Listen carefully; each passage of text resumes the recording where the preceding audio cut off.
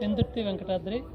మన వెంకటాద్రిపై ఈ రోజు నుంచి కూడా పాంచాంగిక దీక్షతో బ్రహ్మోత్సవం కార్యక్రమాన్ని నిర్వహించుకోవడం జరుగుతుంది.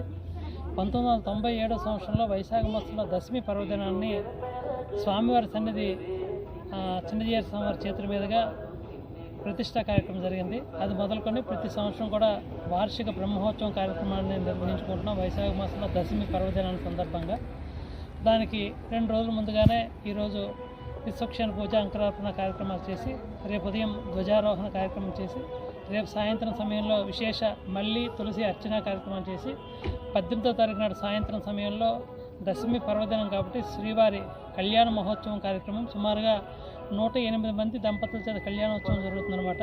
19వ తారీఖు నాడు శ్రీవారి తిరువేదోత్సవం జరుగుతుంది. 20వ తారీఖు నాడు మహాపూర్ణాహుతి శ్రీ పుష్పయాగం కార్యక్రమాలు చేసుకొని సాయంత్రం సమయంలో ద్వాదశారాధన కార్యక్రమాన్ని నిర్వహించుకోవడం జరుగుతుందన్నమాట. ఈ కార్యక్రమాలకు అన్ని ఏర్పాట్లు కూడా దేవాదాయ సేవకులు చక్కగా చేస్తున్నారు. వచ్చే భక్తులందరికీ కూడా ఉచితంగా సాయంత్రం సమయంలో ట్రాన్స్పోర్ట్ సదుపాయం ఉంటుంది. కార్యక్రమాల్లో భక్తులను పాల్గొంటే దేవస్థానం ముందుగా మీరు తెలియజేసినట్లయితే అందరూ కూడా ఈ కార్యక్రమం పాల్గొని తరించడానికి అవకాశం ఉంటుంది. జై శ్రీమన్నారాయణ.